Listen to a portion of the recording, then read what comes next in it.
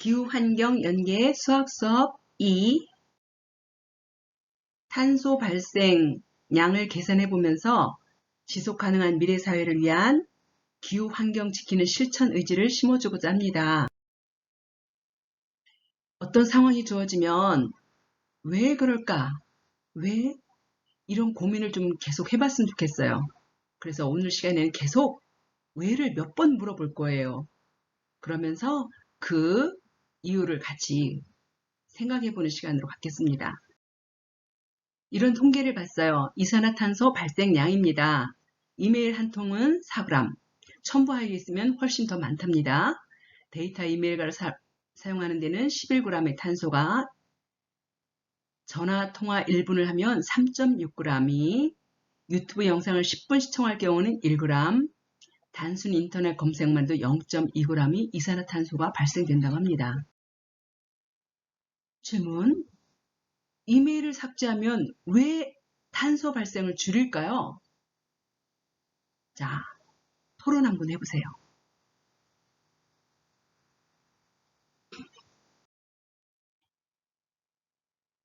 데이터 센터가 있는데 서버 및 네트워크 설비 등을 갖추고 방대한 양의 데이터를 보관하고 처리하는 컴퓨터를 갖춘 시설이라고 합니다. 여기에는 컴퓨터 장비 가동을 위한 전기가 사용되고 그 장비에 열을 식히기 위한 냉방 설비에 또 전기가 사용된대요. 그래서 우리가 메일함을 비우면 서버 장비가 줄어드는 거죠. 우리가 메일이 많으면 그 메일을 보관하느라고 서버를 점점 장비를 늘려야 되는데 메일을 줄이면 서버 장비를 줄일 수 있다는 거죠. 데이터 전송 및 저장을 우리가 줄이면 냉방 설비를 그만큼 덜 하게 된다는 거예요. 그래서 우리가 메일을 하나를 삭제하면 탄소 4g을 줄일 수 있다라고 합니다. 신문기사 하나 볼까요?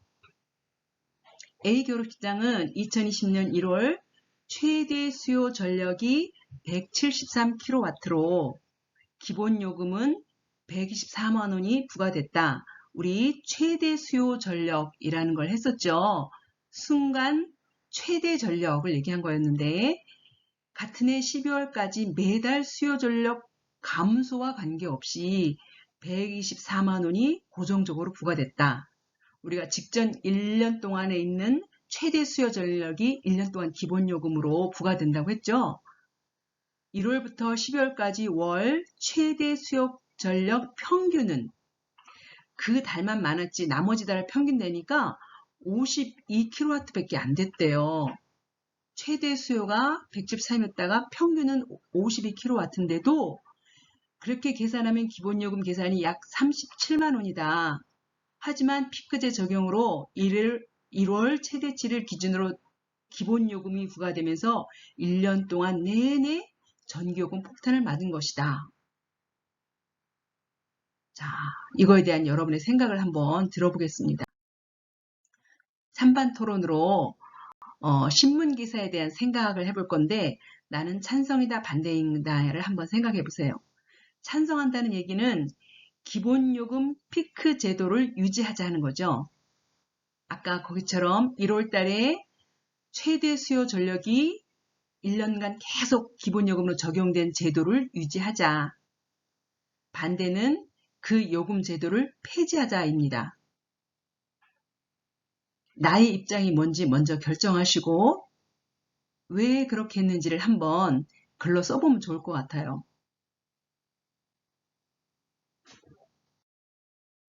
자, 다시 토론입니다. 주택용 전기요금제와 교육기관용 전기요금 제도는 왜 다를까? 또 왜를 물어봤어요.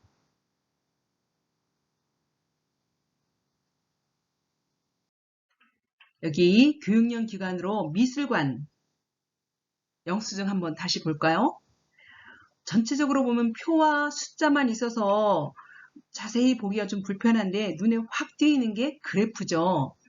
여기 그래프를 보면 대부분 사람들은 여기 12월, 1월, 2월 이때가 굉장히 전기를 많이 사용했다고 생각할 수도 있지만 이거는 전기를 얼마나 많이 사용했나를 얘기하는 게 아니고 최대 수요 전력이라고 그랬어요. 순간적으로 동시에 여러 개의 전기를 켜서 사용한 걸 얘기하는 거죠. 그래서 지금 8월 달에 보면 57kW를 썼어요. 여기 최대로 많이 쓴 거를 얘기하는 거라고 그랬어요. 그런데 실제로 기본 요금에 적용되는 거는 182라서 이거는 2월 달에 한 요게 기본 요금으로 적용이 되는 거죠. 그래서 계속 기본 요금을 낸다. 그런 얘기를 했었어요. 계산서에 보면 182kW 곱하기 단가 이렇게 해서 결국은 115만 9천 원 정도가 나왔고 내가 실제로 사용한 전력량 요금은 이렇게 계산했죠. 이게 합해서 전기요금이 나왔고 물론 여기에 부가가치세와 전력산업기반기금은 포함됐었어요. 그런데 이거는 교육기관이고 주택용은 기본요금이 그렇게 크지 않았어요. 적었죠. 그러면서 누진세가 적용이 돼서 조금 사용하면 단가가 적고 많이 쓰면 단가가 올라가서 전기를 많이 쓴 사람이 요금을 많이 내도록 부과됐고 교육기관은 전기를 많이 쓰든 조금 쓰든 단가가 일정했어요. 큰 역할을 하는 거는 기본요금이었죠. 여기 기본요금에서 최대 수요 전력 이것이 기본요금에 가장 큰 영향을 준 것이 교육기관하고 일반 주택용 요금하고의 가장 큰 차이였어요. 왜 그렇게 했을까요? 이 표를 다시 한번 볼게요. 여기 보면 최대 수요 전력이라고 보는데 2003년부터 시작해서 계속 증가를 하고 있어요. 설비 용량이란 발전소 용량인데 아마 계속 늘어나고 있는 이유는 최대 수요 전력에 예비 전력까지 포함한 것만큼을 계속 용량을 늘리고 있죠. 내가 전기를 조금 덜 사용한다고 해서 오늘 형광등 하나를 껐다고 해서 발전소의 용량이 줄어드는 건 아니에요. 발전소는 기본적으로 오늘 얼마만큼을 발전을 돌려야겠다. 그 돌아가는 거는 석유든 가스든 여러 가지를 이용해서 발전소를 돌리겠죠. 그 발전소를 돌릴 때는 오늘 100 이렇게 정해진 100을 계속 가는 거지 한 사람이 전원 스위치를 껐다고 해서 줄이거나 늘리진 않습니다. 결국 순간적으로 최대 얼마나 많이 사용하는가를 보고 그거에 예비 전력만큼 여유를 둬서 용량이 이렇게 정해지는 거죠. 요 용량이 결국 발전소에 탄소 발생하는 시점입니다. 그래서 교육기관에서 동시에 전기를 많이 사용하면 결국 블랙아웃이 일어나지 않게 하려면 그거보다 더 많은 발전소에서 뭔가를 태우겠죠. 그래서 우리는 연간 최고치로 나오는 이 최대 수요 전력을 줄이지 않으면 결국 탄소 발생은 계속하고 있다는 얘기예요. 연간 최저치만큼 우리가 줄일 수 있다면 결국 발전소도 덜 돌려도 되겠죠. 그런데 우리가 최대 수요 전력이 너무 높기 때문에 결국 탄소 발생은 이때 생기는 겁니다. 이거를 막기 위해서 교육기관에서는 동시에 많은 전기를 쓰는 최대 수요 전력을 고민을 해야 된다고 생각합니다. 그렇다면 이산화탄소 배출량 계산하는 방법을 보면 연료 발열량은 사용량, 내가 몇 리터를 사용했냐에 따라서 이 발열량은 사용하는 종류에 따라서 원유, 경유, 등유, 가스, 무연탄에 따라서 열량이 낼 수 있는 게 다릅니다. 그때 탄소 배출량은 연료 발령량, 여기서 구한 요 연료 발령량 곱하기 탄소 배출 계수, 탄소가 얼마나 배출되는 게 정해진 게 있어서 이것도 주어져 있는 그 계수를 사용하면 됩니다. 그때 이산화탄소 배출량은 이미 구한 탄소 배출량에다가 12분의 44를 곱하면 됩니다. 실전 한번 해볼까요?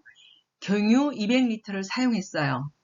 그렇게 하면 연료 발열량은 내가 200리터를 사용했기 때문에 200리터를 사용했으니까 200 곱하기 하고 이 발열량은 경유의 경우에 35.3인데 이따 표를 한번 같이 찾아볼게요.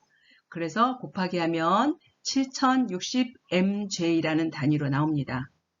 이때 탄소 배출량은 아까 구한 여기 7060 요거 연료 발열량 곱하기 탄소 배출 계수 이것도 지정된 게 있다고 그랬죠? 경유의 경우에 지정된 거가 20.2예요. 계산하면 이렇게 나옵니다. 그거 분의 10의 6제곱 분의 이렇게 들어가네요. 이산화탄소 배출량은 위에서 구한 탄소 배출량 이거 곱하기 12분의 44 그래서 계산하면 이렇게 나옵니다. 발열량에 관해서인데 총 발열량, 순 발열량 이렇게 두 개로 구분이 되는데 숫자가 굉장히 많고 복잡해 보이죠? 그래서 여기 보면 원유, 휘발유, 등유 하는 석유 종류도 있고요. 가스 종류도 천연가스, 도시가스도 있고 석탄 종류도 국내냐 수입이냐에 따라서 다양하게 발열량이 다릅니다. 그런데 총 발열량이란 연료의 연소 과정에서 발생하는 수증기의 잡열을 포함한 발열량이에요.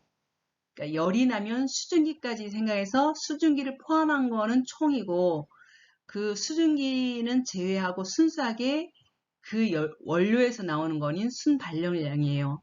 그래서 우리 아까 본 경유는 35.3으로 계산했죠. 순발열량을 해서 이만큼의 열량을 낸다는 거예요. 자, 표를 잘 관찰하는 것도 우리한테 필요해요. 영어를 해석하는 것처럼 표를 보고 이 표에 어떤 내용이 있는지를 해석하는 능력, 이것도 굉장히 수학적으로 의미가 있겠죠? 현재 순 발열량이 큰 거를 봤더니 도시가스네요.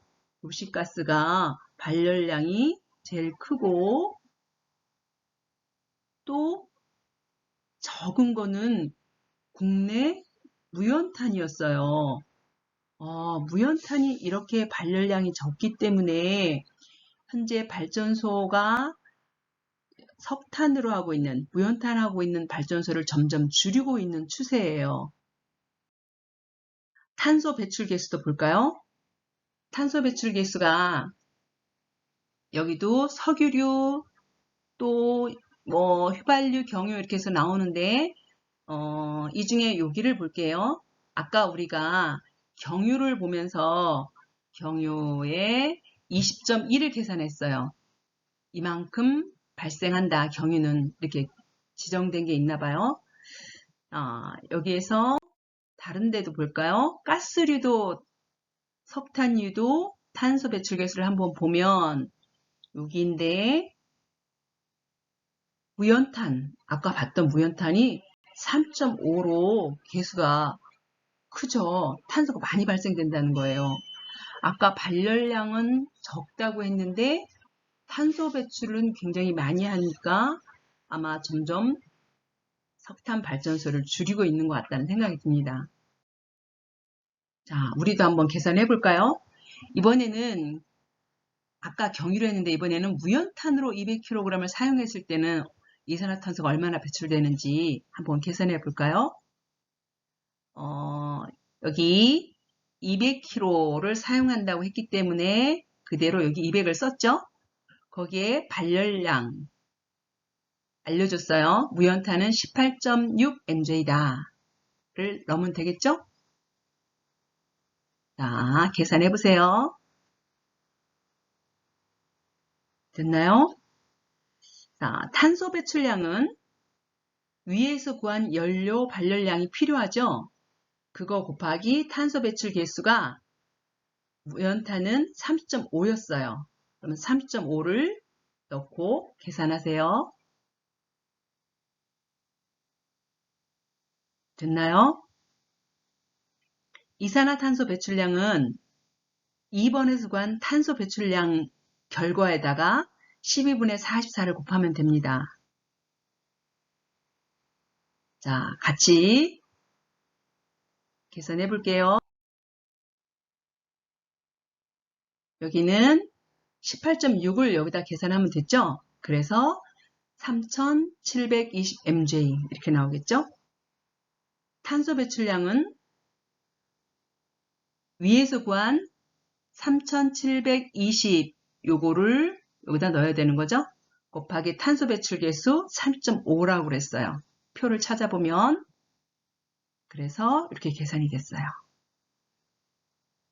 이산화탄소 배출량은 2번에서 구한 탄소 배출량 요 부분이 들어가야 되죠? 곱하기 12분의 44 그래서 0.416020 이렇게 이산화탄소 배출량을 계산해 볼 수 있습니다. 우리가 계산하지 않아도 탄소 발자국 계산기라는 사이트에 들어가면 이걸 알려주는데 방법은 전기 사용량을 쓰든지 아니면 전기 요금을 계산하면 알려주는데 전기 요금은 실제 사용하고 약간은 차이가 발생할 수 있다고 했어요. 왜냐하면 전기 요금은 할인 제도가 있거든요. 대가족, 5인 가족 이상이거나 3자녀 이상이거나 생명유지 장치를 갖고 있거나 뭐 국가 유공자이거나 이런 경우에 요금을 좀 감축시켜주는 게 있어서 그게 적용되면 좀 달라질 수 있어서 약간의 차이가 날 수 있다라고 했는데 우리는 요금으로 한번 해볼게요. 그랬더니 전기요금이 45,000원이 나온 집은 CO2 발생량이 141.3kg이나 된대요. 이거를 상쇄하기 위해서는 즉 얘를 없애기 위해서는 필요한 소나무를 심어야 되는데 소나무가 21그루나 들어간대요. 굉장히 많은 소나무가 필요하죠. 이 소나무가 이 탄소를 흡수를 해야 된다는 거예요. 수도를 사용했는데 수도요금도 똑같이 45,000원을 넣어봤어요. 그랬더니 여기는 이산화탄소 발생이 22.6kg이고 이거를 이 이산화탄소를 흡수하기 위해서는 필요한 소나무가 3.4그루나 있어야 된대요. 전기보다는 수도가 좀 덜 이산화탄소가 발생하긴 하네요. 그런데 좀 궁금해요. 수도는 물을 쓰는 건데 왜 이산화탄소가 발생할까요? 자꾸 궁금해서 왜 라는 질문을 하게 되는데 고민해 봐야 될 것 같아요. 왜 이산화탄소가 발생할까요? 수돗물을 사용했는데 보고서를 하나 찾아봤어요.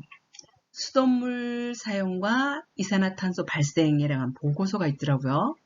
거기에 봤더니 물을 저수지 같은 데서 물을 모으고 그거를 또 모아서 어떤 약품이든 침전이든 어떤 과정을 통해서 혼합해서 걔를 정수하고 그거를 각 가정으로 수송하고 이러는 과정에서 여기도 마찬가지 에너지를 쓴다고요. 즉 다시 말해서 전기를 쓰겠죠. 그 전기를 사용해서 그 물을 모으고 잘 보관하면서 정수하고 혼합하고 각 가정으로 보내는 과정에서 쓰는 전기 에너지 이것 때문에 여기도 마찬가지 탄소가 발생된다고 합니다.